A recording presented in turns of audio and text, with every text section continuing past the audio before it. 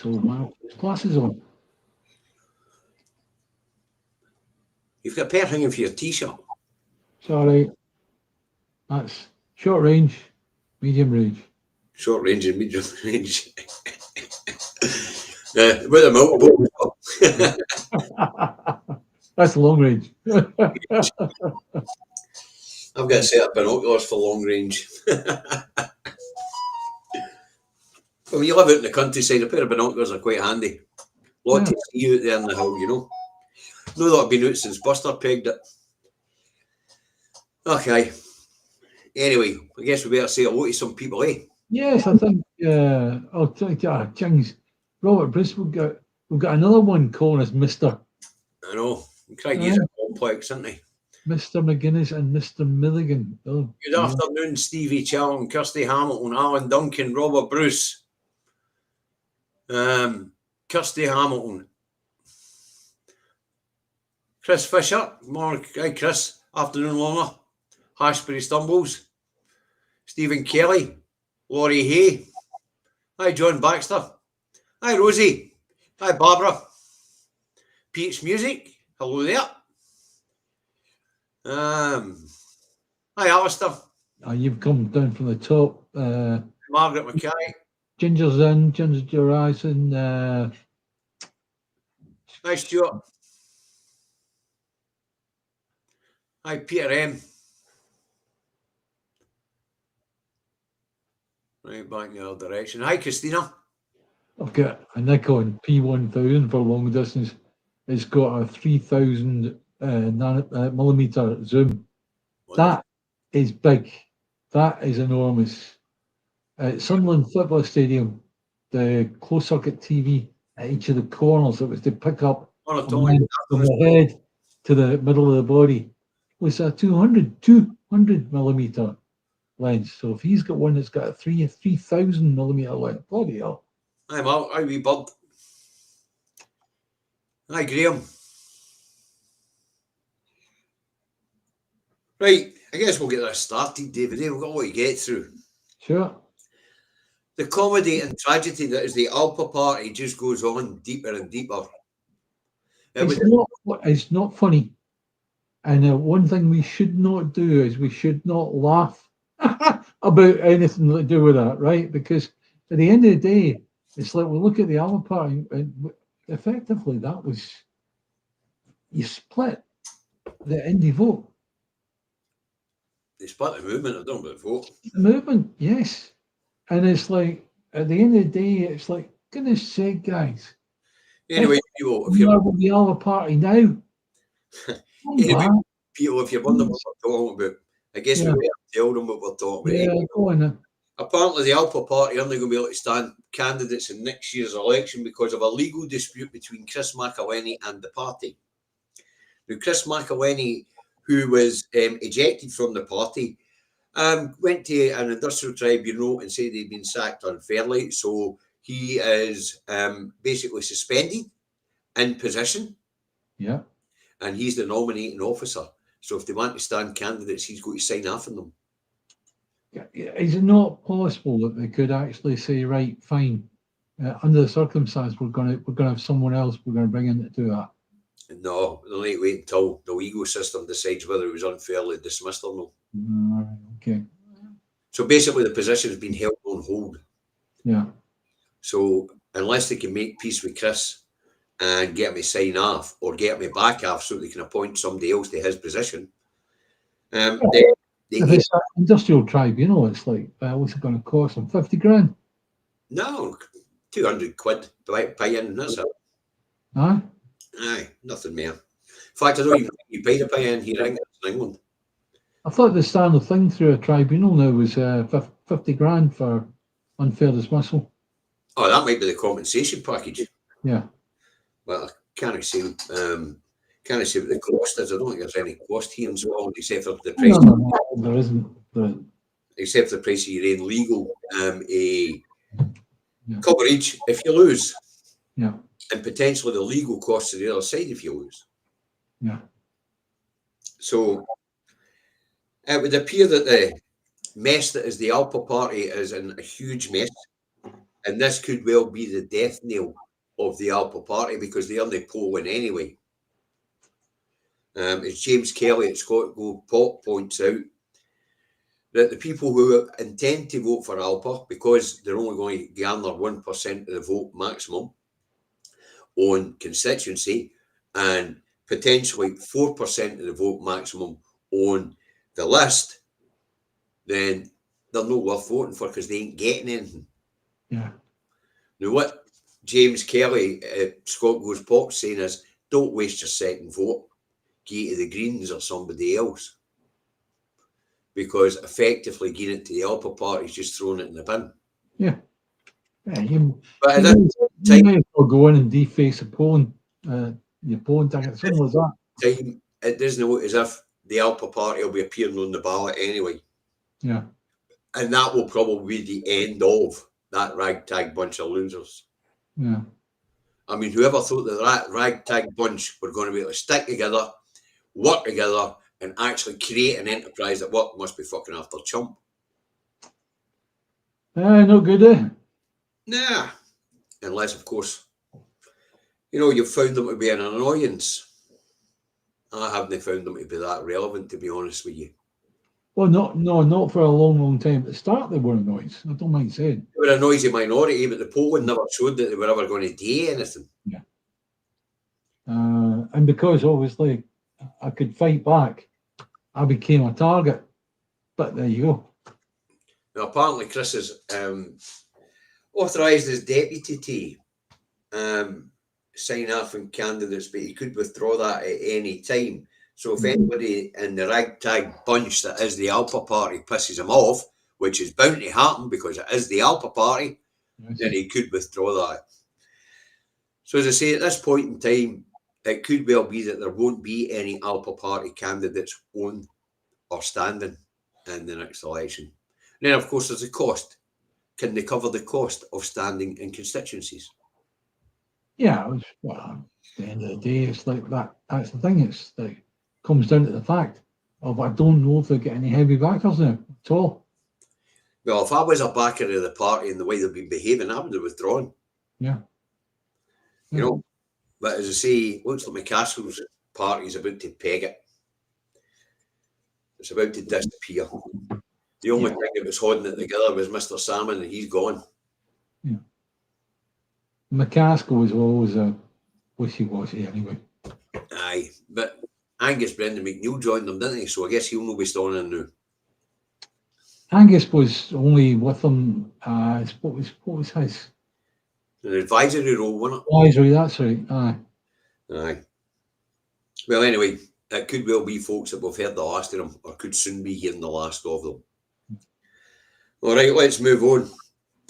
Gordon McIntyre Kemp and his organisation Believe in Scotland and the SNP signed Memorandum of Understanding in a joint push for Scottish independence. An MOU, Memorandum of Understanding. That's definitely business speak, isn't it? It most certainly is. Well, we'll play the video. Yeah, sure. Go for it. See if I can find the bloody thing. Is it that one? No, that one. Here we go. Share. He's right, scrub these days, honestly.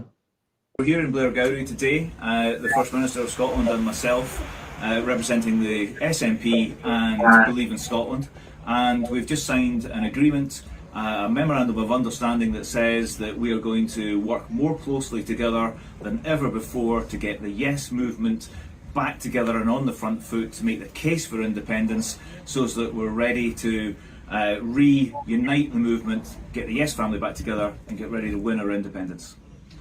I'm delighted to be here as leader of the Scottish National Party and to sign an agreement with Believe in Scotland to make sure that we all work together to win the arguments for Scottish independence. We need to put a positive argument to the public about why independence will transform the lives of people in Scotland. We've got to put an argument about why Scotland has got a right to determine her own future and nobody should stand in the way of Scotland doing that. And we've got to set out why independence is going to make such a difference as an urgent priority for people in Scotland.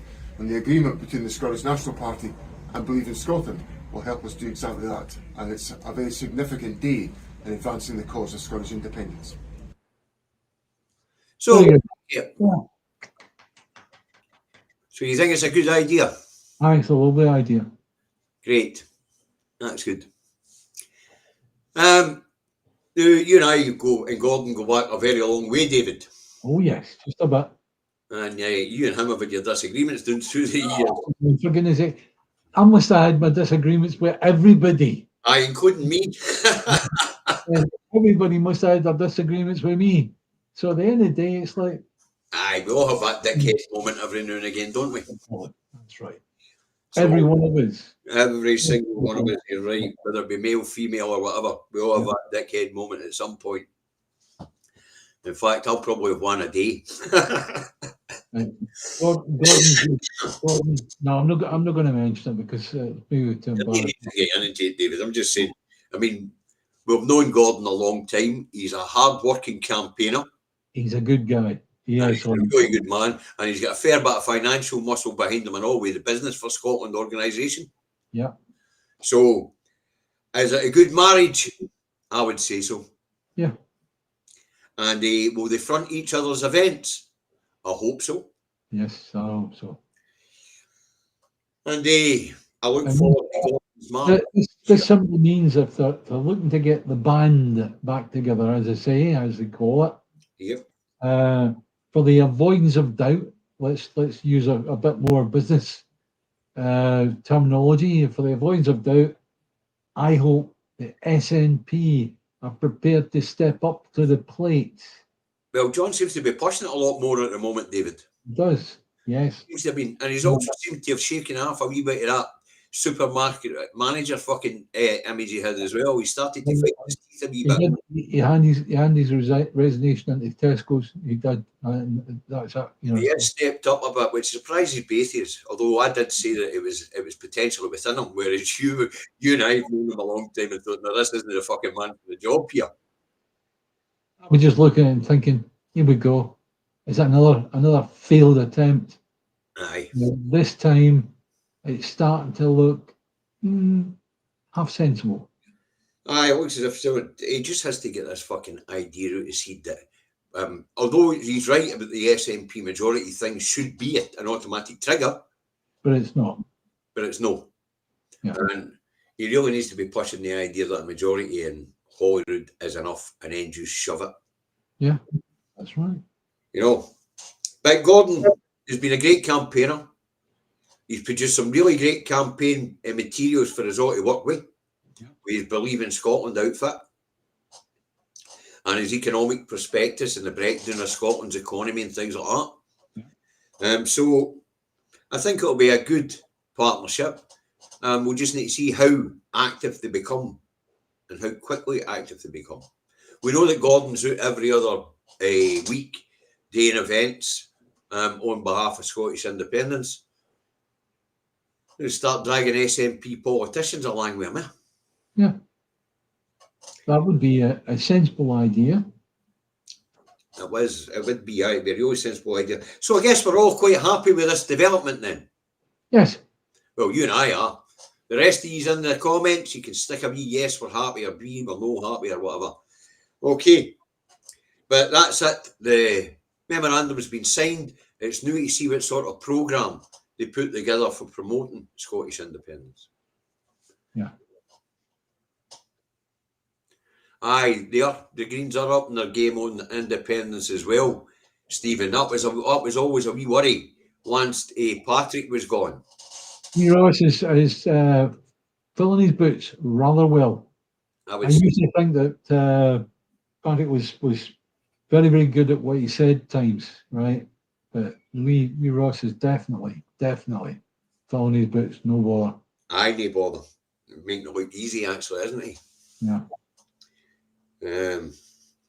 He stepped up to the plate.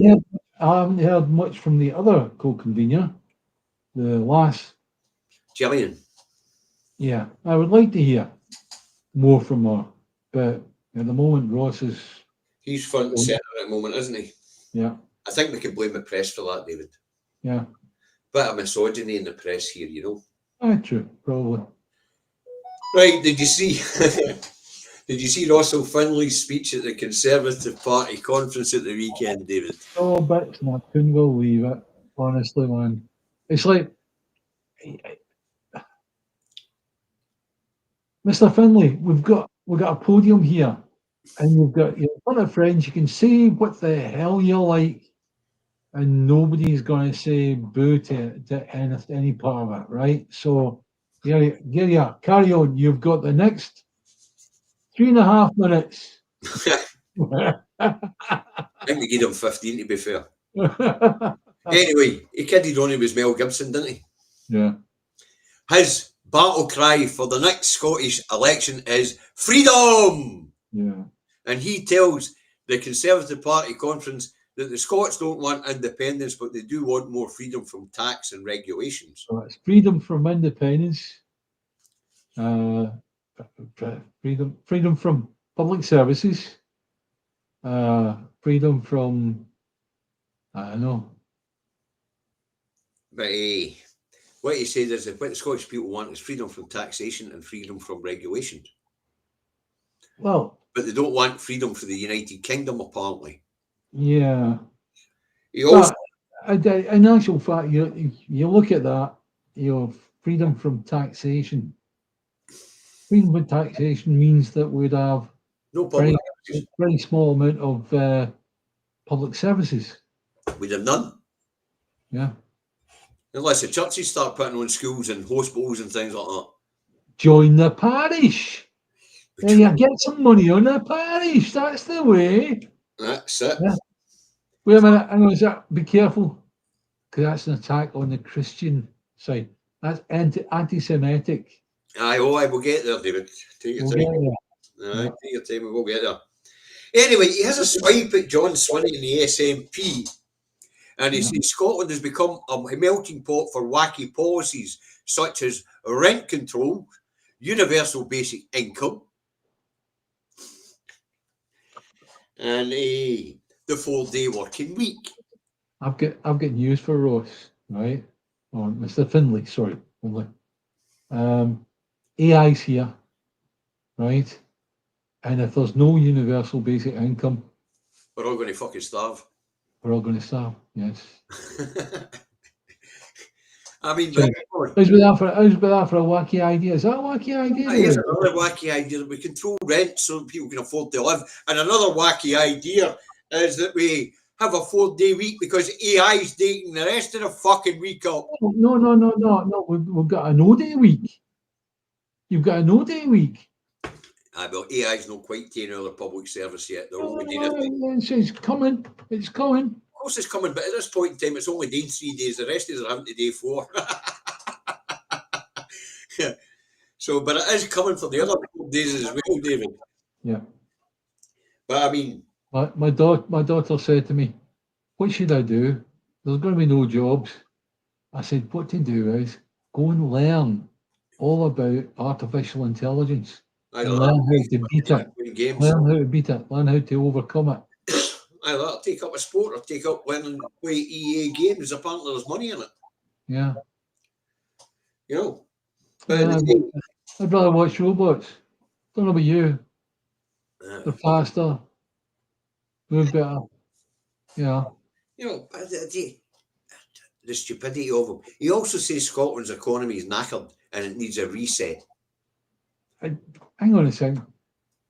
Was I wrong in reading the latest news on the GDP per head? Edinburgh is the highest in the UK. So how can Scotland be in a bad state if that's the case? What's just wonderful is the guy that helped ruin the economy. The guy whose party drove Brexit and the whole UK economy off the edge of a fucking cliff. Yes. Has got the balls to stand in public and say it was somebody else. Yeah. And according to Stephen Kelly, YouTube warriors will be the only job left. Well, we're on the shit then, aren't we? Because it doesn't pay. Yes. You guys are all very generous, but David and I couldn't make a living at it, even if we were taking the money. Which right now, there's an AI trying to work out we had to blooming place the nuclear bomb. So David in his house and in my house, which we're miles apart. There you go. It's only 40 mile. I'll get the heat wave. I'm ready to turn the central heating on for a while, David.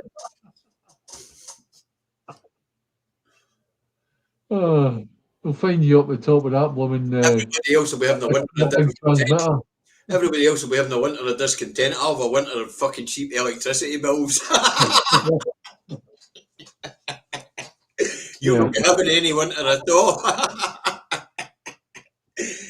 Anyway, batshit crazy. Russell Finlay proves at Conservative Party conference that he's batshit crazy. Yeah. Oh, you couldn't make it up. But I mean, imagine standing there and saying the Scottish economy is a basket case and it needs a reset. Oh, in fact, including the southeast of England now, Scotland, the biggest economy in The Scotland. dark thing about it is that he was stood in front of a room full of his peers. Aye. And surely some of these people in that hall must have been aware of how England is actually doing with regard to the economy. Oh, And I'm well aware of it. with regard to the economy. They're not, they might be Tories, but they're not daft. Yeah. No daft. They know fine well that the state of the economy that they created has hit themselves in the fucking pocket. You know something there. Finlay, just he's a spent force. That's it. He's done in Scotland. Yeah. He's trying to sound relevant. He's not. What they were doing was there was a load of TikTok movies coming out that people have seen, and basically what they were doing was they were talking about things that were all reserved. Every single item they brought up. Oh, the Scottish got drugs. Oh, that's dreadful, right? Reserved. But it's interesting to talk about the state of Scottish public service and the Scottish economy. When David, you and I were talking about, what do you call him, Dugan, or whatever his name is, the one that £100,000 worth of fucking. Yes, that's right. What was his name again? Blooming heck. Douglas. That's right. Yeah. That was his first name, Douglas. What? Delaney. What Delaney is it? Is it Delaney or something like that? Anyway, £100,000 in January gets pulled in front of the. We spoke about this in January. Between last year and now, he had AI write hundreds of thousands of questions for freedom of information to the Scottish Government. And over the course of the last 12 months, that one Tory MSP, believe it or not, folks, wasted £900,000 of public money by asking for these freedom of information requests. Douglas Lumsden is the chief. That's the clown. Is a list. This year, when David and I reported he'd been put in front of the parliamentary governing body to be reprimanded for his fucking behaviour. Yeah, he's a Tory non-list MSP. He's a list MSP. Unelected, right? Unelected. Some of the stuff that he comes out with is quite frankly stupid. And the other night there on debate night, he was asked about the increased cost of electricity and all the rest of it. I was And saying, he said the biggest problem we've got is wind farms and all the rest of it. He said the most expensive way to produce electricity known to man. you know, the longest sorting them out, but was he? And yeah, Ross the wee chap from the Greens was perfect. He just came in. He said the cheapest way to produce electricity is via the wind. The wind generators are very cheap to run. Yes, and he was right. But this guy was, Douglas Lumsden. Do you know what one of the freedom of information requests were, David? Aye, it was for the little fucking sachets that you get for salt and pepper. Aye, he wanted to know when the Holyrood canteen went through a year. I know. You think to yourself, why?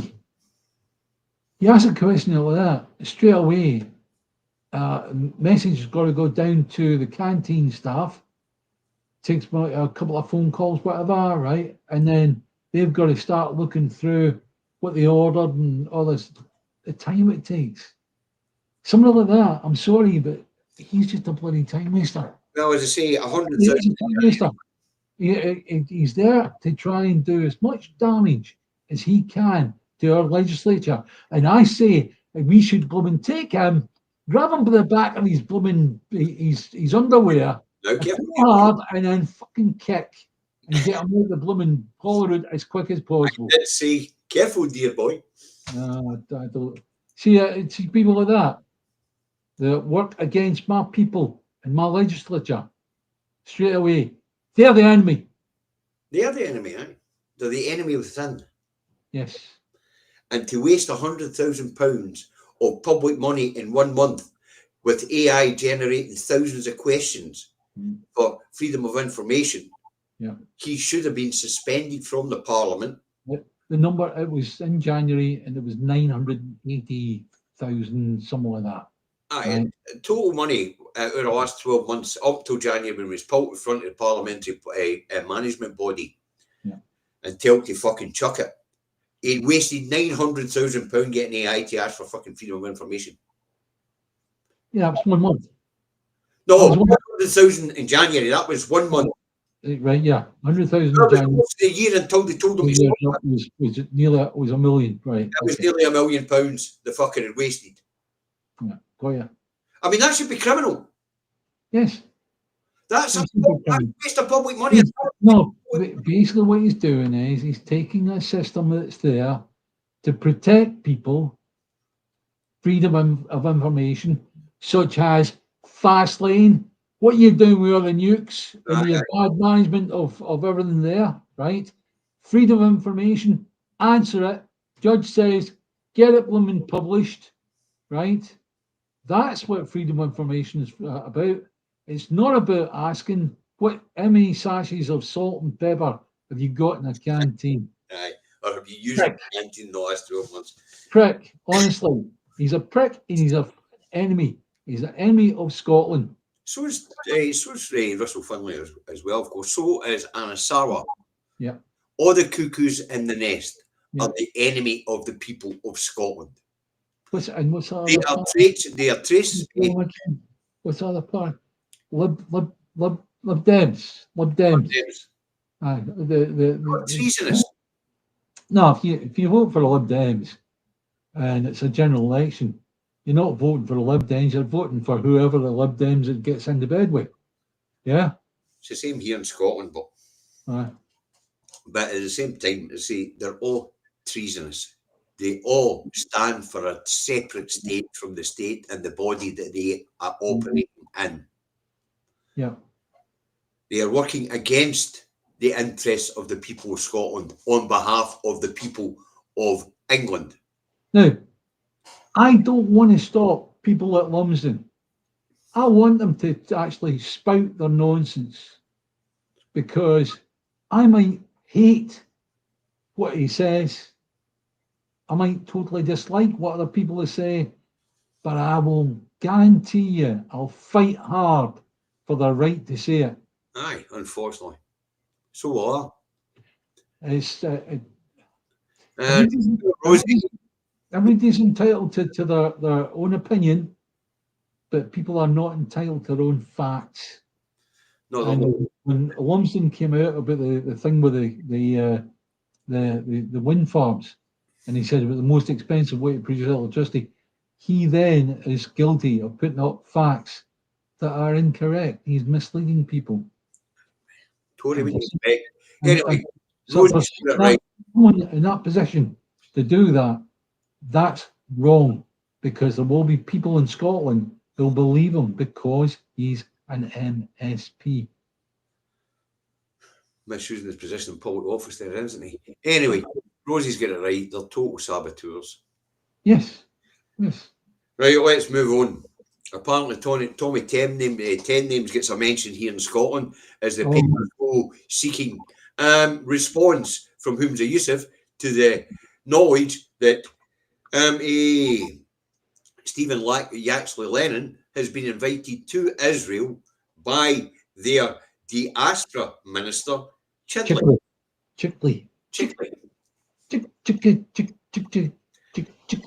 Anyway, according to Chickley, Yaxley Lennon or Tommy Robertson, whatever we want to call him, he is an outstanding British patriot. And of course, Humza stands with the Jewish Council of Scotland and the Council of Jews for the rest of the UK in condemning the Jewish state for inviting them. The Council of UK-based Jews told the newspapers and the Israeli state and their and the Israeli Minister for Diaspora that Tommy Robertson is a thug, a crook, and the worst of what's here in the UK. Yeah. And believe it or not, it's not very often you see the Jews and the Muslims stand together, but when it comes to Tommy Robertson, they're doing it. That's right. And why is that, David? Well, the reason for that is once they're finished with the Muslims, they'll go after the Jews. Correct. Well done. Yeah. So the Jews have decided that they're going to stand up with the Muslims against this guy. I think the song goes, "Who do you think you are kidding, Mr. Riddler?" Yeah. Or in this case, Mr. Chidley. Yes, that's right. But no, see, the Jews no fight build it when the right white supremacists in this country are finished with the Muslims. They're going to need a new target. And it's more likely to be the Jews or the blacks or both. Yeah. And when they're finished with the blacks and the Jews, they're coming for the Jocks, the Welsh and the Irish. Yes. Because that sort of monster just keeps eating itself from within. It's the snake that eats its own tail. That's it. Yes. Yep. The unfortunate thing is, until we educate people, until people are properly educated, they can't see by the lies and the misleading information that people at Robson give. Aye. You know, and you know, then you've got a large diamond vision on one of the squares in London, and who have you got talking there? Elon Musk, basically telling people, don't stand for it. Go right. Yeah, that's it. It's like, But they're advancing the case of clamping down on civil liberties, of course, but we'll get there and all.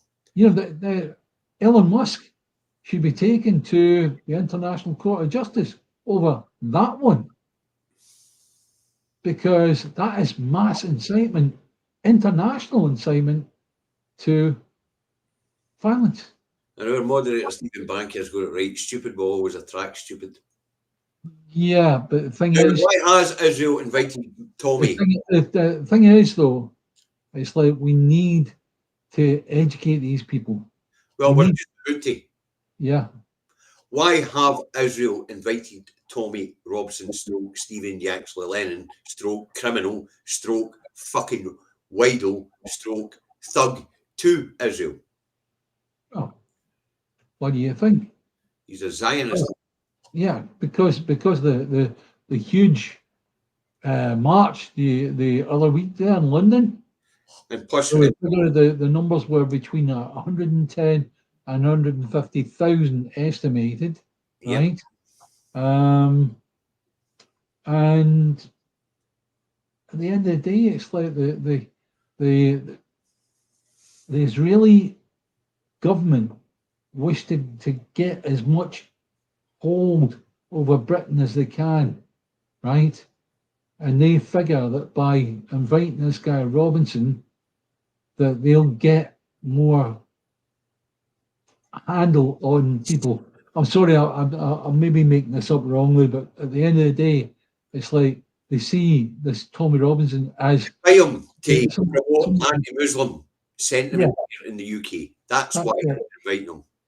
Absolutely. They pay him and his organisation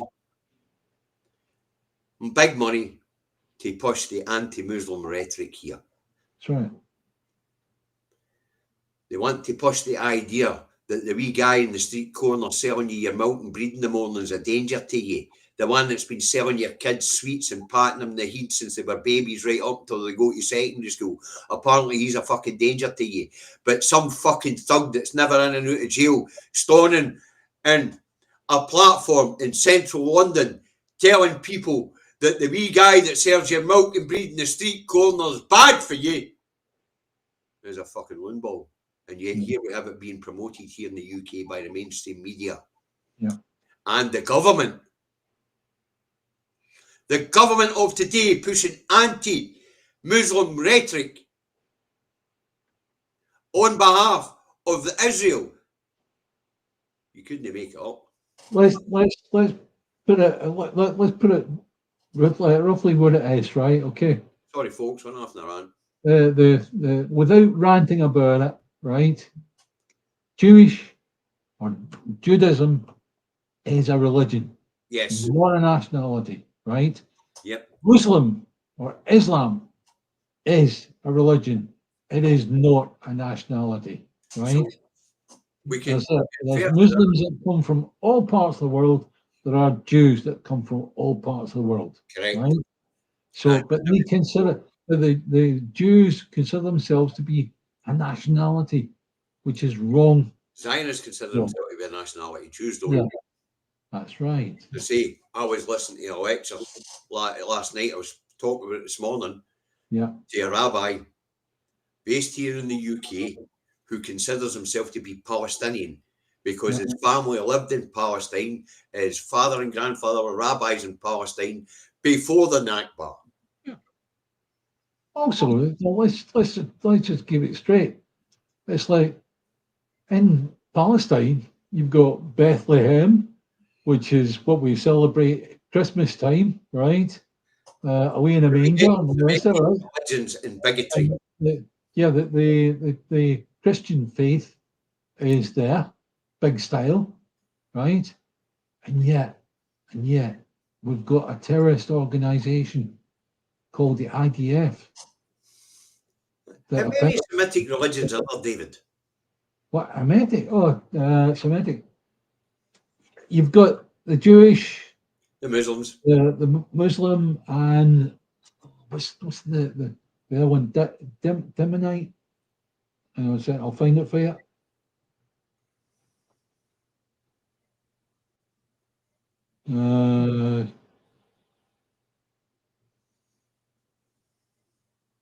There we are. There is it. Hang on a second. SCQY, aye. The term Semitic religions most commonly refers to religions that were founded in Western Asia, such as pre-Abrahamic polytheisms and the Abrahamic religions like Judaism, Christianity, Islam, and Mandaism. That's right. That's so Mandaism. Now, how big an area does this cover, David? It's quite a big area, right? And actual fact, today you did mention, I looked, that even covers the hook of Africa as well. It's a massive area with umpteen religions that are considered to be Semitic religions. Yeah. But at the time, it was confined to that area. Aye. So. Thanks, Duncan. Never stop the rants, David. The show wouldn't be the same. I don't think I could stop the rants, even if I tried.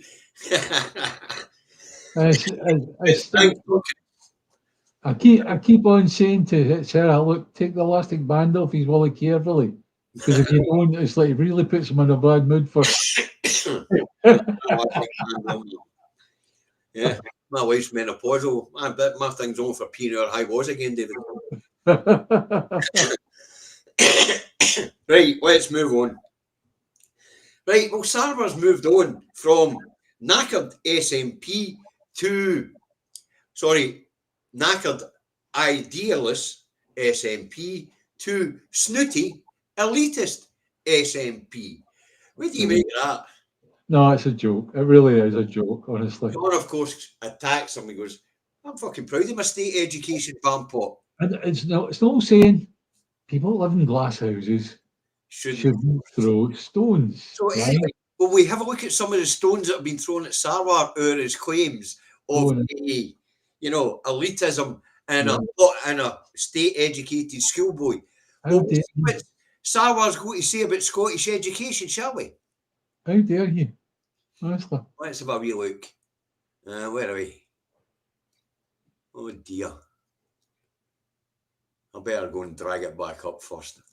It would appear my page has moved on. Yeah, I'll go drag this up. We'll see what Sarwar thinks about Scottish education, shall we? Here we go. Good.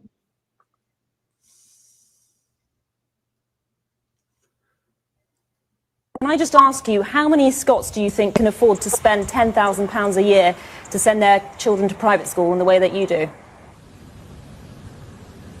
Look, I have had a huge opportunity in Scotland. My grandparents came here in the 1940s to make a new life for themselves after the partition of India and Pakistan. They made a success of their families. My parents chose a certain school for me. I chose a school alongside my family that I thought was appropriate for my child. But we shouldn't just be promoting opportunity for our own children. I want every child to have opportunity in Scotland. And the reality is, under this SNP government, we have 4,000 fewer teachers in our schools. We see the attainment gap widening, and we see educational attainment levels falling. That's why we need a government for the many. That's why we need a government in Scotland for the many. Excuse me, Mr. Sarwar, what you're saying is schools in Scotland that are not private are not good enough for your children.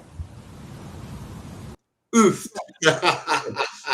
Yes, get that stitched.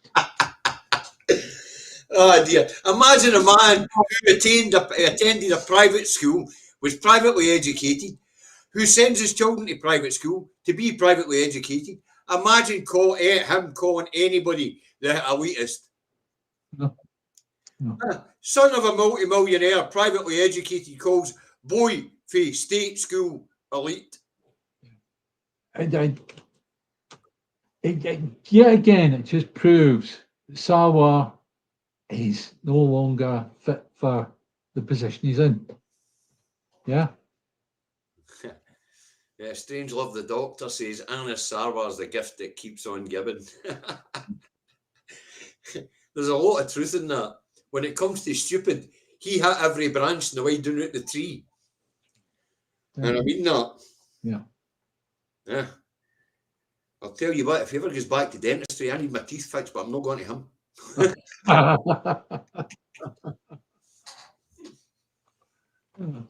That's for fucking sure. Yeah, I'm still negotiating with the place down the road to get it done for about 10 grand to 6. Anyway, because implants are dear, David. Really? Aye, fucking right. I wouldn't know. Aye. It's all right for you. Right, that's enough of Sarwar. I can't be fucked with him. You know, he's one of the characters that, you know, if you seen him in a blind alley. Yeah, oh, no, I wouldn't. Let's not go there. No, seriously. I would just laugh. Well, he is comedy gold right enough. Yeah, I would just laugh. I'd say, nah. You like Finlay, you're on your sell by date. Some of them, yeah, they're gone. Anybody that in Scotland that is going to vote for Conservative or Tory or Reform for that matter, right? Or Alba, that's another one. Alba, seriously, waste a vote. Aye. You know. Aye.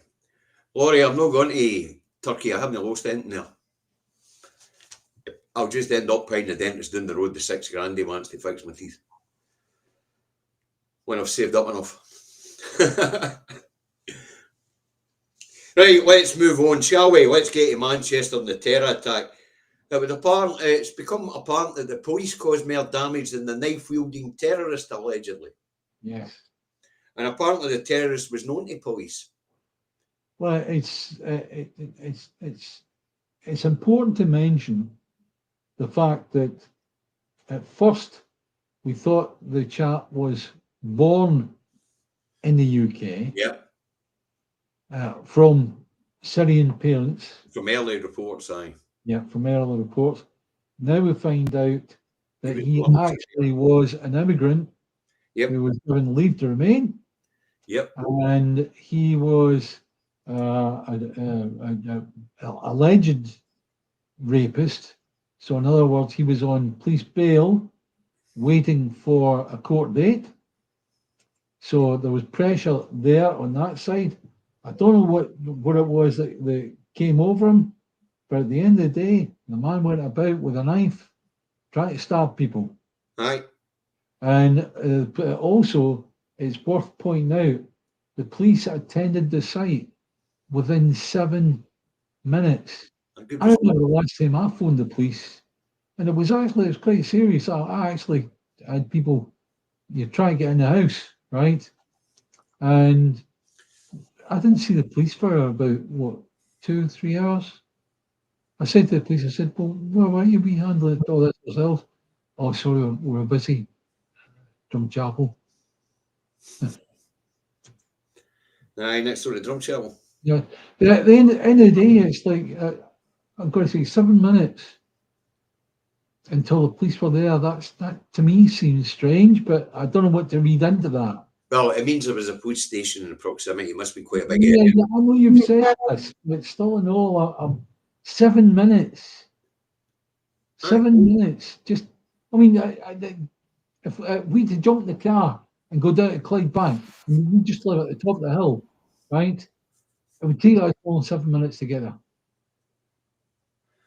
Aye, that's what we're getting to, Ashbury Stumbles. We had 4 people who were injured, 2 of them, and the 2 that died, 3 injured, 1, 2 dead, 2 injured, right? Yeah.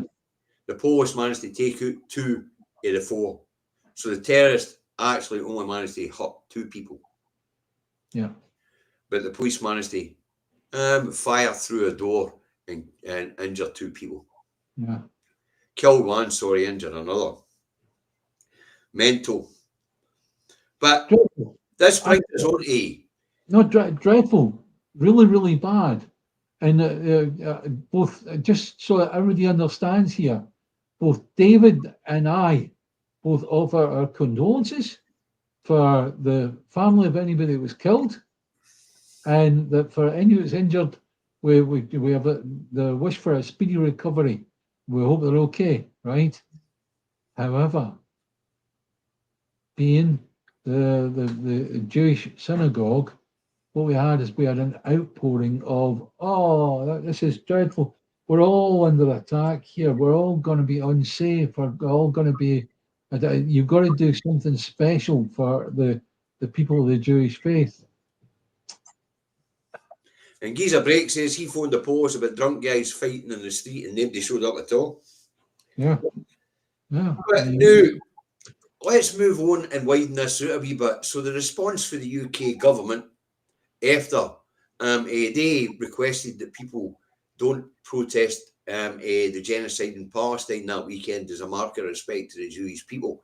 Yeah. Well, of course, the Palestine protesters went ahead and protested. After all, 66,000 women and children and civilians in Gaza have been killed. It was unrelated. That was unrelated. So they were supposed to stop protesting because 2 people were murdered in fucking Manchester, 1 by the cops and 1 by a nut job. Yeah, that's right. And That's what it comes down to. That's really what it comes down to. And everybody needs to understand that these 2 issues, even though the government of the day might want us to conflate the 2, in actual fact, they are not related. now, of course, David, Kimmy Badenoch, and a Kid Starver, they were straight up to Manchester to the synagogue. Yeah. Yep. Yeah. And after the Palestine protesters at the weekend, they're going to clamp down on protest. Like good little politicians. Well, we showed people what happened in England on Sunday and Saturday night. Basically, what they did was they showed off their dislike for Muslims. We'll show them what happened on Saturday night and find out where Starmer and Badenoch was on Sunday fucking morning, shall we? Yeah. Here we go. Saturday night, mosque setting fire with worshippers inside. These are images of 2 people the police wish to identify. This is doorbell footage from the mosque. Mahbouba Mission has lived here for more than 30 years. Her son helps at the mosque and got a call when the fire began. My son said, "Mommy, I have to go mosque. Fire happened. Somebody attacked our mosque." Then I said, "Okay, go quickly." He said, everything is fired. Then he sent me the video. Then I saw everything. Two gentlemen with the mask, and they just tried to open the door. He said, luckily, his door was closed because somebody praying inside the mosque by that time. We are literally, we are shocked. We are scared what's going on. It's never happened before. Fire crews were called to the mosque and police are investigating it as a hate crime. From a Hate crime. You get that? Not terrorism, hate crime. There you go, folks. Two men attack a mosque, try to set fire to it with worshippers inside, and that's no fucking terrorism, it's hate crime. Yeah. And where was Jimmy Badenoch here starting on Sunday morning? David, I know that you looked up the definition of terrorism. I'll get it up now. You get it up just now. Let me play the end of this video, David. Oh, it's just played out anyway. When it got to hate crime, that's as far as we wanted to fucking hear, folks. Apparently, if you attack a mosque with worshippers inside with intent to set fire to the place and kill them, or if you attack an asylum hotel, set fire to it with the intent of killing the people within, that's a hate crime. It's no terror. You couldn't make it up. But let's get up the definition of terror, shall we? Yeah. What is terrorism? The unlawful use of violence and intimidation, especially against civilians in the pursuit of political aims. Terrorism is the use or threat of serious violence and damage to property against people to influence governments or intimidate the public with the goal of advancing a political, religious, racial, or ideological cause. Key features include violence or threat of violence, a political, religious, or ideological motivation, and the intent to create fear and coerce or influence a targeted audience, such as a government or the general public. Now, would you say the people try to set fire to that mosque while driving fear into the people in that community? Yes, they are. As far as I'm concerned, they fulfill the name of terrorists. But apparently, if it's a Muslim, folks, if it's Muslims, it's just a hate crime. You can go ahead and burn them in hotels. You can go ahead and burn them. Yeah, well, let's just get this right, okay? In Glasgow, we have an orange walk coming down the road, right? We know this has happened, right? They go right by a Catholic church. The Catholic church is basically attacked by supporters of the Orange Lodge, right? Do we not call that terrorism? I would say so. Where they're putting fear of violence and all the rest of it into the hearts and minds of the Catholic population. Yep. Right? That's wrong. That's just plain wrong. Same again. It's terrorist, right? So let's start naming things that what they are. Right? That's terrorist. The two individuals that you saw in that movie there, they're terrorists. Terrorists, right? The chap that attacked the synagogue, terrorist, right? At the end of the day, it's like, fine, that's okay. You call one terrorist, you call them all terrorists. Aye, but more importantly, where was Kimmy Badenoch and Keir Starmer on the Sunday morning to go and apologise for the behaviour of these terrorists trying to and give sympathy to the people in that mosque who these terrorists tried to burn to death? Where were Kimmy Badenoch and Starmer when they set fire to that fucking hotel down that road? So if it's Islam and the people are brown, then it's no terror. If But it's used, Jane Taylor White. Barnett is a black person, right? So you'd think that she'd have a bit more heart for people of a different skin colour, yeah? Aye. Talk about Badenoch. Apparently she's joined Farage in calling for the UK to leave the ECHR, Yeah. which we ain't going to have time to cover. We ain't going to have time to cover Zach Polanski's wonderful speech at the Green Party conference. We aren't going to have time to cover Trump declares war on America. And we're not having time to cover Israel Well, it's crashing the peace process. 5 minutes ago. We could have the 20-point deal that Hamas. You won't be able to read out the 20-point deal, but it's effectively Trump has said, "That's it. I rest my case. That's it. Please give me the Nobel Prize now, Peace Prize right now, right? So I can strut in front of Barack Obama and go, got it." And he's not. He's at the end of the day, it's like the IDF is supposed to have stopped any action in Gaza, and they haven't. No, they haven't. They've continued. So they basically stuck two fingers up at Trump and says, "Fuck your peace plan." Yeah. Meanwhile, Hamas is in fucking Sharm el Sheikh trying to sort it out. The problem is with Hamas, they went to Qatar, to Doha, and the place where they were going to have the meeting, they always have it whereby they go one place and then immediately they all meet up, they move to another place, and that's what saved a lot of them when Israel attacked that place in Doha in Qatar, right? Is it not possible that if they go to Sharm el Sheikh, that the Israeli Defense Force will try and attack them in Sharm el Sheikh? No, I don't think so, because the Americans are there. You reckon? Aye. I know the Americans are there, delegations already there. Yeah. Right. I'm afraid that's what we've got time for today, David. Yeah, okay. We do have the 20-point plan there, folks. We were going to get through it. Section. If you get the 20-point plan up, folks, and you read it, it doesn't take that long. Number 11, 12, and 13, the Israelis would never agree to, and number 18 and 19, the Israelis would never agree to, because that's the aspirations for a Palestinian state. Yeah, it was basically a 20-point plan put together between the Israelis and the Americans. Yep. And Hamas were never there. No. So basically, in Hamas's absence, they're writing things like, and you'll get each one of us a Diet Coke, Aye. And a chicken burger or something like that, right? And it's like, that's part of your 20-point, and that's Hamas have got to do that, right?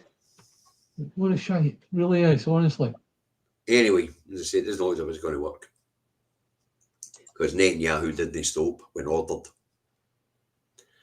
Right, guys. We hope you found it interesting. I hope you found it informative. Some of the stuff that's going on is beyond the pale. Yeah. In answer to after the thing that we put through the day, if your wish was to support the Palestinians, support the people of Gaza, continue to do so. Do not be taken in by any of this nonsense that you read from Trump, the walking disaster, or Netanyahu, who's a second in command to Satan, right? And at the end of the day, who wipes their arses. That's right. So just protest. We need people to continue protesting. We stand with the Palestinian people. We stand with any people who's... If it's still there, it's Palestine action, but it's not there anymore. It's gone. As I say, we stand with any people who are oppressed, and that includes the Scots. Right. I've got work to go to, David. Right. As is the norm, and it would appear that Madam Director hasn't bothered their arse finishing the dinner, so I'm gone without any food in me. Yeah, poor wee soul, yeah. That's all right. You get used to it. You know, it's cost me a fucking fortune in eating out, but you get used. Oh dear, dear. Folks, thanks very much for your kind contributions today to the Food Bank Fund, because as you know, David and I don't take a penny out the channel. Yep. And thanks very much for watching again in such high numbers. It was awfully good ease, as always, a very loyal audience. And it's nice to see new names there as well. So the audience has grown a wee bit as well, David. That's always a positive. It generally tends to get a wee bit. There seems to be more people watching in the winter than what there is in the summer, right enough, you know. We do expect to see a greater number as we get closer and closer to the Scottish election. Yes, and we'll probably put out more content, at least I will. Yeah. Do no harm if we plug business for Scotland, because it's possible business for Scotland. This is different things, but we're plugging. Business for Scotland was a forerunner. That's where the money comes from. Yes. For Believe in Scotland. I believe in Scotland, that's right. But Gordon's always had our support, David. He knows that. Gordon knows that. Gordon's all right. Gordon's a good guy. He is, most certainly is. Anyway, folks, time to go. Use a lot look after yourself. I'll be back tomorrow morning at 10:30. Don't be late or you're on the naughty step. Mr. Milligan will be back with me Wednesday morning to look like the guy in the supermarket that hasn't got a Scooby with the papers are saying. And then we'll be back Thursday afternoon to waffle shite again. All done in the best possible taste, David. Ah, yes. Something like that. Anyway. Close as right. Right, count to 3. Bye, guys. 1, 2, 3. Time for independence, independence, independence. That'll work. Eyes on the prize.